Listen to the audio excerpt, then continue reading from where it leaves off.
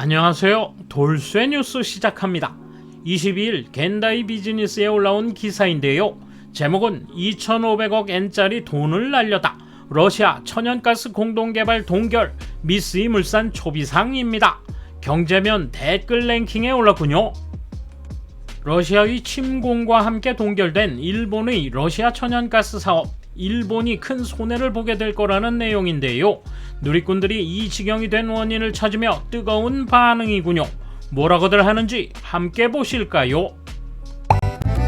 통크신 구독, 좋아요.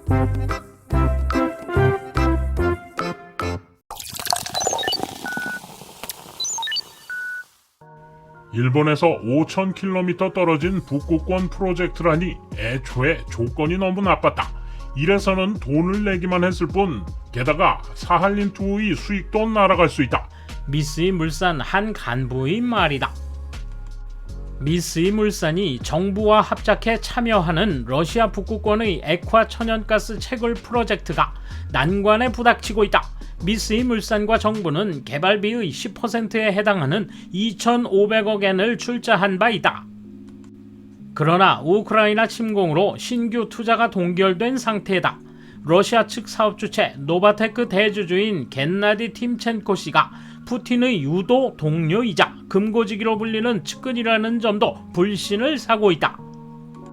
이 프로젝트는 미쓰이 물산의 가장 중요한 안건이다. 야스나가 다스오 회장은 2019년 6월 G20 오사카 정상회의에서 아베 당시 총리와 푸틴 면전에서 계약서에 서명했다. 경제산업성 관계자의 말을 들어보자. 평화조약 체결 협상의 지렛대로 천연가스 개발을 이용하고 싶은 아베 씨와 러시아 자원사업에 강한 야스나가 회장의 이해가 맞아떨어진 것입니다. 당시 야스나가 회장은 나는 러시아에서 손해본 적이 없다고 장담했습니다. 하지만 러시아가 전쟁을 멈출 기미가 전혀 없는 현재 안타깝게도 물러설 수밖에 없다. 다른 정부 관계자에 따르면 국제 여론에 밀려 러시아의 천연가스 사업에서 철수할 경우 가동 중인 사할린2가 아니라 내년부터 가동 예정이던 아크틱2를 멈추게 된다며, 예를 들어 히로시마 가스는 공급량의 절반이 사할린2의 가스로 채워져 있기 때문에 끊을 수는 없는 것이다. 철수란 설비나 보유 주식 등의 권익을 모두 러시아에 무상 양도하는 것을 의미한다. 궁지에 몰린 러시아는 중국에 그걸 팔아 전비로 대체할 것이다. 앞의 관계자는 이렇게 탄식한다. 생각해보면 푸틴 이전의 러시아 기업은 거짓말은 하지만 그럭저럭 넘어가고 돈만 벌면 다 좋아 라는 느낌이었습니다.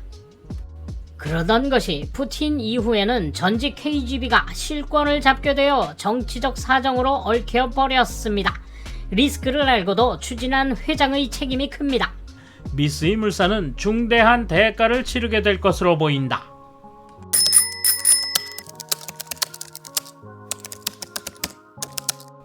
정치적으로 불안정한 국가나 독재 패권주의 국가의 위험성을 판단해 투자하지 않으면 일시적 이익은 얻을 수는 있어도 최종적으로는 손실이 이익을 초과해 쓸데없는 투자가 된다.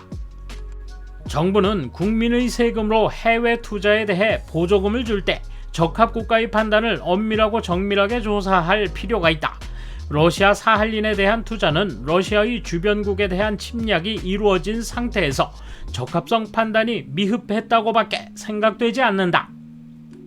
민간 기업이 돈벌이에 나서는 것은 어쩔 수 없지만 국가에 불이익이 된다면 정부가 규제해야 하는데, 아베가 러시아라는 나라의 본질을 잘못 보고 평화조약 협상의 진전을 꿈꾼 것이 애당초 큰 실수의 시작이다. 상대는 중립조약을 간단히 어기고 우리 영토를 강탈했을 뿐 아니라 다수의 일본인을 시베리아의 가혹한 환경에 억류하고 혹사한 나라다. 이번 우크라이나에서도 많은 사람이 시베리아로 보내지는 것 같은데, 러시아라는 나라는 영원히 믿지 말아야 한다는 점을 명심해야 한다. 결과가 전부이고 결과 책임은 당사자가 져야 한다. 미쓰이 물산에 대해서는 이란 석유정제 콤비나트 사건 기억이 새롭다. 이란 이라크 전쟁으로 피해를 입어 철수해 큰 손실을 가져왔다. 국가 예산도 썼다. 알제리 프로젝트에서는 돈은 물론이고 10명이나 목숨을 잃었다. 책임을 져야 하는데 그렇지 못했다. 하지만 죄를 없앨 수는 없을 것이다. 세상에는 무슨 일이 일어날지 알 수 없고 그것을 예견하기도 매우 어렵다. 예견하지 못한 것을 탓하면 무서워서 아무것도 할 수 없게 된다. 그러면 현상 유지도 못하고 쇠퇴할 뿐이다. 이런 측면도 꼭 고려했으면 좋겠다. 이란은 일단 친일을 유지하고 있다. 러시아도 다시 바뀔 가능성은 있다. 당면 안건은 놔두고 장래에 희망을 거는 장기적으로 바라볼 필요가 있지 않을까. 이 기사를 쓴 사람은 아무것도 모르고 전후 관계조차 따지지 않았다. 이번 사태에서는 재해 시 국가가 보전하기로 되어 있으므로 미쓰이 물산이나 미쓰비시 상사의 영향은 없다. 사할린 계획 성립 과정에서 미쓰이 물산 등이 국가에 의해 참가했으나 완성 후에 모든 설비들을 러시아에게 찬탈당했다. 현재의 사할린2는 참여하기 싫어하는 기업을 무슨 일이 생기면 지켜준다며 부탁해서 참여시킨 것이다. 전쟁은 예측할 수 없는 사태였지만 철수나 찬탈도 예상치 못한 것이다. 모두 일본의 세금으로 러시아의 개발을 지원하고 모든 것을 찬탈당하는 건 모리 내각 때부터 반복해왔을 뿐이다. 이렇게 손해를 보면서까지 개발을 동결할 필요는 없다. 러시아의 정치체계가 바뀌는 것을 기대할 수 없듯이 러시아의 천연자원 없이는 에너지 문제를 해결할 수 없는 것도 사실이다. 서방 세계를 고려한다고 해서 일본의 입장을 잃는 일은 없도록 해주었으면 한다. 판단이 아니하다거나 돈벌이에 눈이 멀었다거나 지금 시점에서 비판하는 것은 쉽지만 큰 리스크를 짊어지면서도 일본의 자원 권익 확보라는 중요한 사명을 미쓰이 상사가 수행하고 있는 것은 사실일 것이다. 앞으로도 열심히 했으면 좋겠다. 일본 기업의 실패에 대해 그럴 줄 알았다며 나중에 말하는 사람은 코멘트를 삼가야 합니다.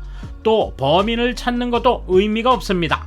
비난받아야 할 것은 러시아지만 일본 정부는 지금이 고비이므로 악수에 이은 악수의 연발 중에도 마지막에 되칠 수 있는 뛰어난 전략을 내놓아야 합니다. 그렇지 않으면 정말로 침몰한다고 생각합니다. 이거 실패로 결정된 건가? 전쟁의 향방을 신중하게 살피고 있는 마당에 섣불리 철수하면 안 되는 상황 아니야? 에너지의 확보는 일본에 있어서 생명선이다. 한때의 상황만 근시안적으로 파악하고 경솔하게 실수 따위는 하지 말기 바란다. 장기 프로젝트에는 좋을 때도 나쁠 때도 있다. 이런 도전이 수많은 성공과 실패를 거듭해서 오늘의 일본 경제를 이룩한 거다. 뒷북치면서 무슨 말이야? 아베 공격이 목적이겠지만 정세가 불안정했던 중동에 의존하는 에너지 수입을 분산시키고 싶었던 판단은 옳았다고 생각한다. 또한 애석하게도 자원국이면서 정세가 안정된 나라는 적고 수입에만 의존하는 일본이 저렴하고 안정적인 자원을 확보하기 위해서는 수입원을 분산할 수밖에 없는 것 아닌가. 대충 하면 될 것을 노골적으로 러시아를 비판하며 적대시하니 자국이 손해보는 외교를 하고 있다. 이해는 하지만 국익을 버리면서까지 지원해봤자 뭐가 되겠어. 말려들 필요가 없다고나 할까. 일본의 엔저 대책이나 우선해주길 바란다. 돌쇠 한마디. 아베가 오랫동안 해먹으며 망쳐놓은 많은 것들 중 하나군요. 자원 외교 뻘짓한 우리의 과거, 그걸 따라해주니 고맙다 해야 할지. 감사합니다. 돌쇠 물러갑니다. 이번 소식은 여기까지입니다. 시청해주셔서 감사합니다. 돌쇠처럼 우직하게, 마님처럼 화끈하게.